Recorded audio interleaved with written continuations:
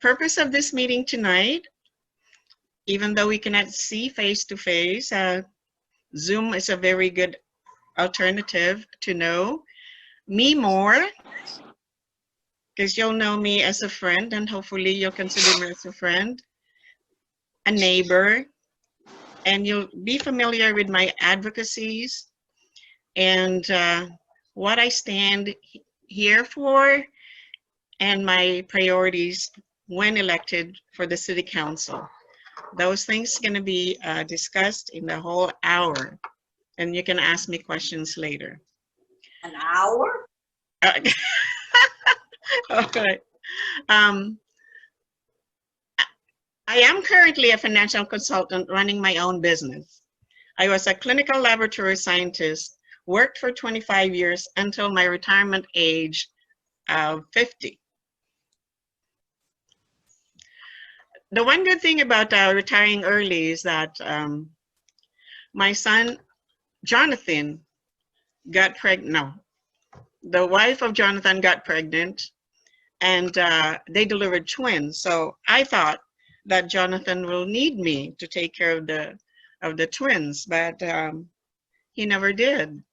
They were very well, you know, capable of taking care of the twins without my help. So here at age 50, retired, and my husband's not retired yet. So I got bored. I went back to school and challenged the licenses, the state licenses of insurance and real estate. So those are the licenses that I'm working now in my own business. This is my beautiful family.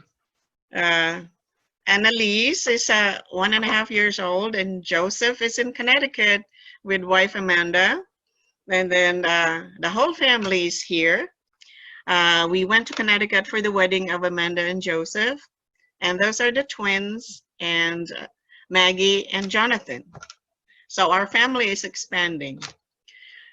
But I began in 1979. That I migrated to San Francisco, California, worked for St. Luke's Hospital, where I met my husband, Roland Taraya, a veteran. So as I've said, we have 2 sons and 3 grandchildren. Violet, Salvatore, the twins, 15 years old now, could you imagine? And Annalise of 1.5 years of age. Still, they did not need me to take care of any of them, but that's okay. I enjoy them when I see them anyway. My inspiration. My dad-in-law would be 20 years anniversary next month.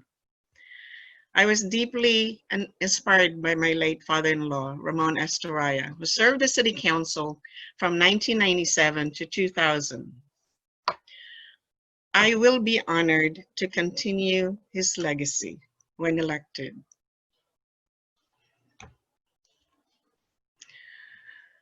I was born in the Philippines in the province of Bohol, but grew up in Davao City.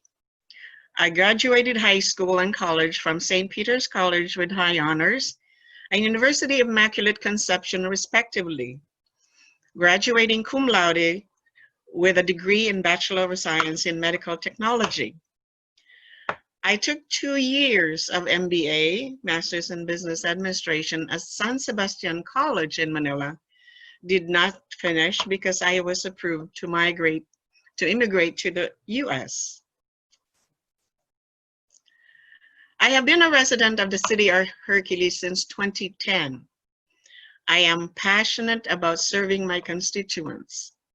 Past president of the Lions Club, current president of the Davaoenos of California, secretary of the Filipino Cursillo Community Secretariat in the Diocese of Oakland, past team leader for the St. Patrick Cursillo, board member of a nonprofit school for Philam's children, Eskwela Natin, chair of the Tree of Life fundraising initiative of St. Patrick Church, member of the Pastoral Council, chair of the Warm Hearts Project to the Cursillo movement, and among others.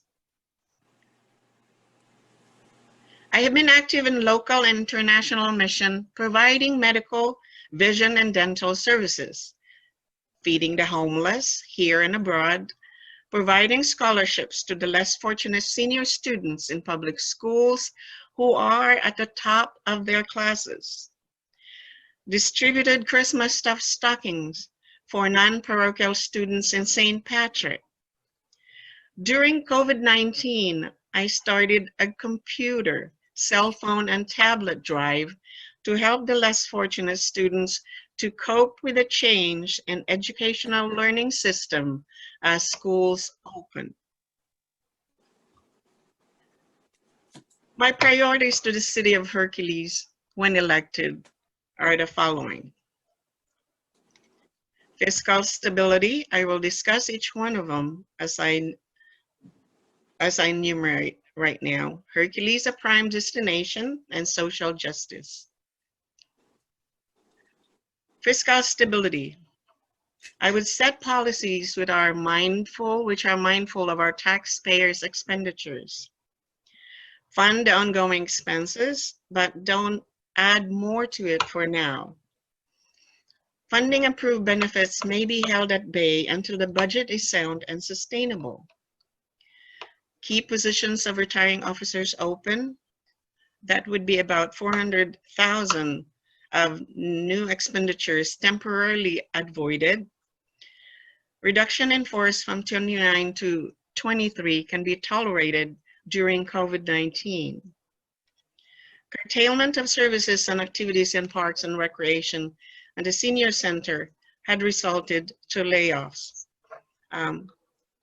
Fortunately, no additional expense to the city in an unemployment payment of benefits for those who are laid off.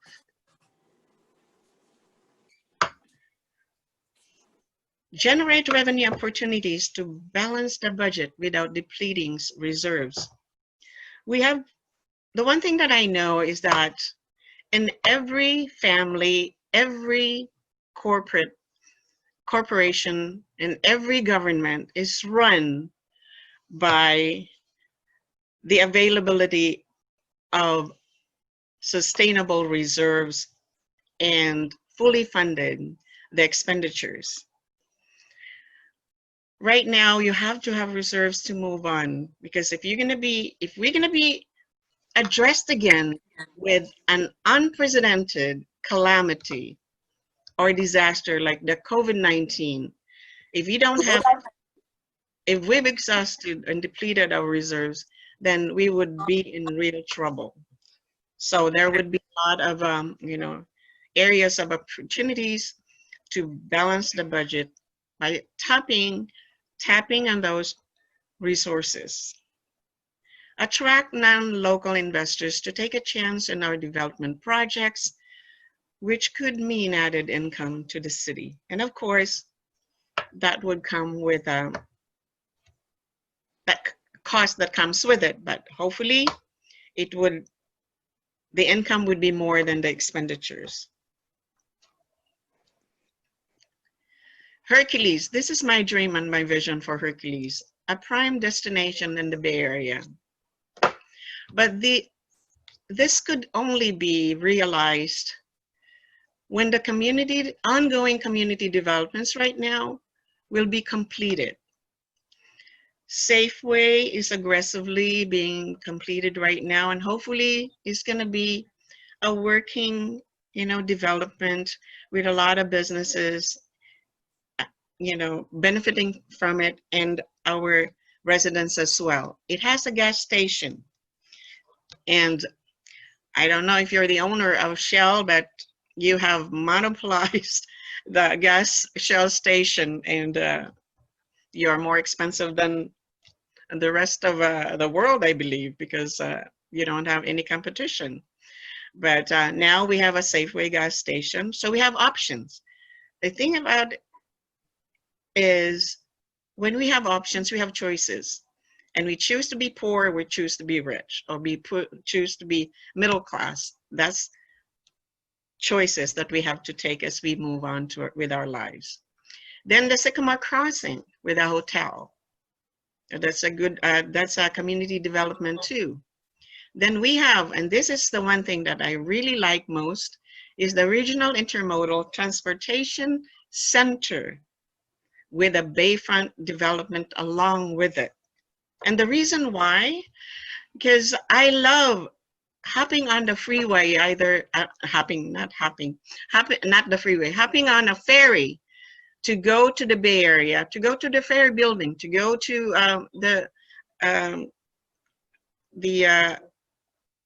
what is that, Pier 39, on a ferry from Oakland, either from Oakland or Vallejo.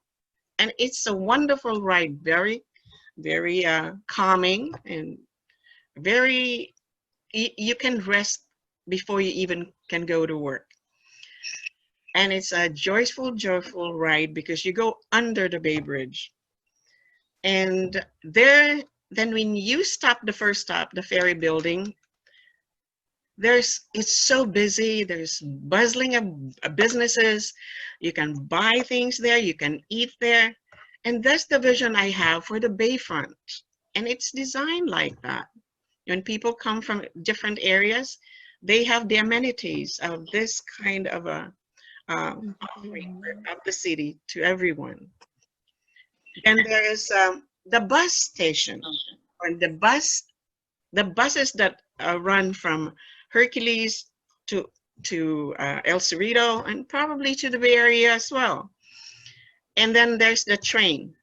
So these three main methods of transportation would actually, if the residents would use this the way it's planned, it will ease up the 80 corridor traffic, because I, for one, would not go, ride my car just to go to San Francisco. I would take either a train, a ferry, or a bus.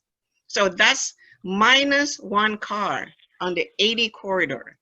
And I know with the completion of the RITC, it's gonna happen. And anything that I do, I usually look at a positive side of it, even though it comes with hurdles and challenges. Everything will become, when you believe what you do, you can actually achieve. Then we have the Willis Storage and the Auto Care Center. The Willis Storage is amazing, and the reason why I like it, because I've been renting a storage in Sacramento for 5 years. And I still have one unit there. We started with 5, now we have 1 unit. I can move that 1 unit to Willis Storage once it's in operation. I love that. Hercules, a prime destination. The city has an array of committed sites, pending sites, and public projects. The city council, the whole city government, all the department heads are really busy formulating, planning, and all these things to make these things come true. Then the COVID-19 hit. It was delayed for a bit, but we're slowly going back to having all these developments finished. Then there is the capital improvement programs, but we get grants opportunities from this one if we are very diligent and seeking them. And we have rich benefactors and private funding that would donate also to have that going. And then we have the federal and and then the state funding as well. So basically, these things, they're surfacing pavement, potholes and sidewalk repair, increased street lighting fixtures, parks and recreation cleanup and maintenance, pedestrian enhancement program. I would love to have cameras throughout the city. That would deter, people from our neighboring cities that would commit, crimes, because Hercules is a very low crime rate city. This way, when all these things are done, our city can be more beautiful, and we would attract many tourists. You would ask me later, Celsa, that would create problem because of congestion, but that's fine. All right, so Then my third goal or platform is social justice for all residents. With the ongoing rallies and, demonstrations for the things that they stand for, I do stand behind the justice, social justice for all residents. Everyone deserves equal economic, political rights and opportunities. I will introduce policies to monitor, educate, and train even more the police for proper use of force in subduing suspects during arrests, so we don't have any more events that led to the chaos, the recent chaos we have had, especially in the city of Oakland. Increase police presence in the community, not to bring fear to residents, but a reassurance that they are there to protect and serve. I would love for the police to come to me, not to give me a ticket for speeding ticket or I parked in the wrong way, but even if I would get some tickets like that, but I have a deep relationship with the police, I broke the law and he's doing his job, then there is a closer relationship and a better one between the residents and the police. So maximum utilization of time and talent to enhance a better relationship between the residents and the police. So it has to be two ways. The residents would be readily accepting the police doing their job, and the police would be understanding why the residents did whatever that they did. And it would not be a point of altercation. It should be each one would be respectful and cordial to each other. And I do have a plan how to achieve that.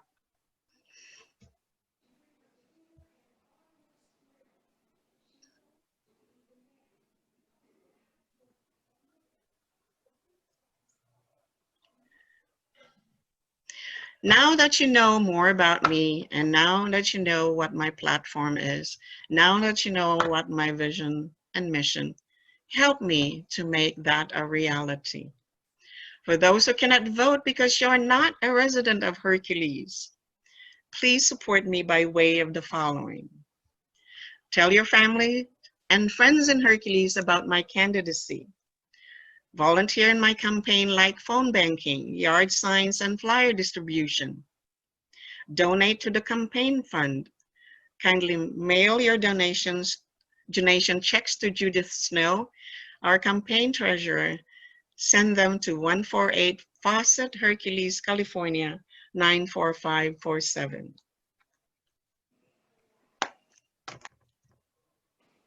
And don't worry, the campaign monies is restricted fund. I cannot spend that in Vegas or something.